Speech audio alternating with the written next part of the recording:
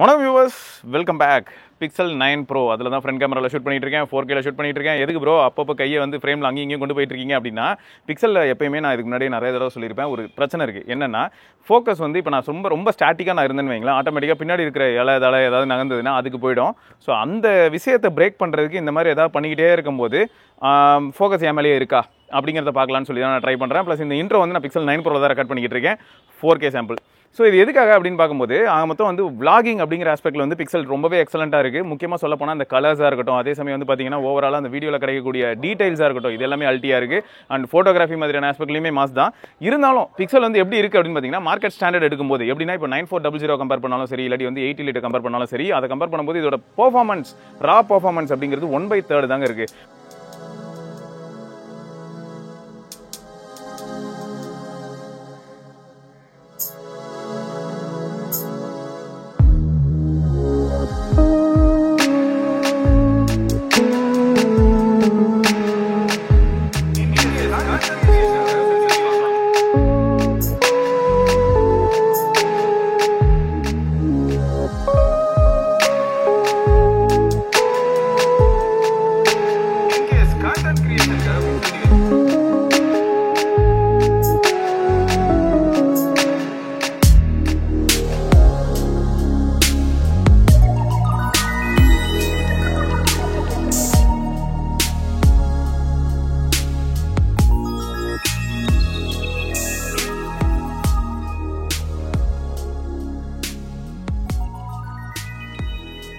First bro வந்து build குவாலிட்டிங்க, ஆனால் கொஞ்சம் ஸ்லிப்பரிங்க, ஞாபகம் வச்சுக்கோங்க. ஒரு கேஸ் வாங்கிக்கோங்க, பேசிக்காக ஒரு கேஸ் வாங்கிக்கோங்க, அது போதும்.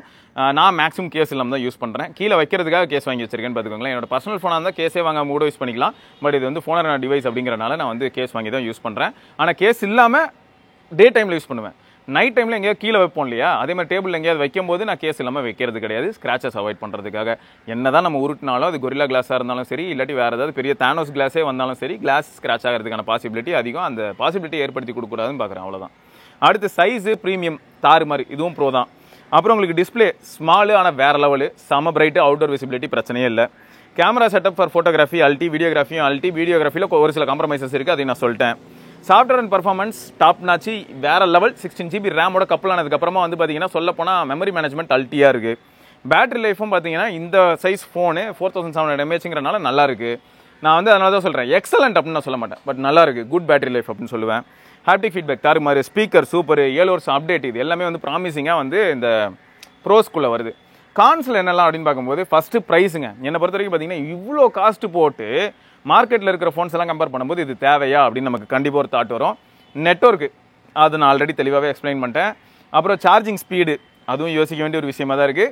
வீடியோகிராஃபியை நான் ஹைலைட் பண்ணியிருந்தேன். சூப்பரான வீடியோகிராஃபியாக இருந்தாலும் இப்போ ஆரம்பத்தில் எப்படி வந்துட்டு இப்படி பண்ணிட்டு இருந்தேன், அந்த மாதிரி ஒரு சில விஷயங்கள் பண்ணால் ஸ்டாட்டிக்காக வீடியோ எடுக்கலாம், அப்படி இல்லைனா அவுட்டோருக்கு தர மாதிரி தான். அப்புறம் ஸ்லிப்பரி வித்தவுட் கேஸுங்கிறத நான் ஹைலைட் பண்ணியிருந்தேன்.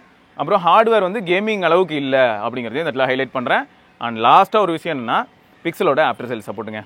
ஸோ இதுதாங்க இருக்கலே கொஞ்சம் வேதனையான ஒரு விஷயங்க, சரண்டர் ஆகிடலாமா அப்படின்னு தோணும். ஏன்னு பார்த்தீங்கன்னா நம்ம டிவைஸை கொண்டு போய்ட்டு F1 கிட்ட ஹேண்ட் ஓவர் பண்ணும்போது இஷ்யூஸ் கொஞ்சம் பெருசாக இருக்கும் பட்சத்தில் இங்கேருந்து அவங்க நோய்டா அனுப்புவாங்க. ஸோ ஒரு 15 நாள் ஆகிறதுக்கான பாசிபிலிட்டி இருக்குது. ஒரு சில விஷயங்களெல்லாம் அவங்க ஷார்ட் டவுன் பண்ணுறதுக்கு. அது மட்டும் இல்லாமல் இன்ஸ்பெக்ஷன் சார்ஜஸ்ன்னு சொல்லிட்டு ஒரு 800 ரூபா போடுறதுக்கான வாய்ப்பு இருக்குது, 850 ரூபா போடுறதுக்கான வாய்ப்பு இருக்குது. ஸோ இதெல்லாம் கூட நம்ம இந்த இடத்துல நோட் பண்ண வேண்டியதாக இருக்குது.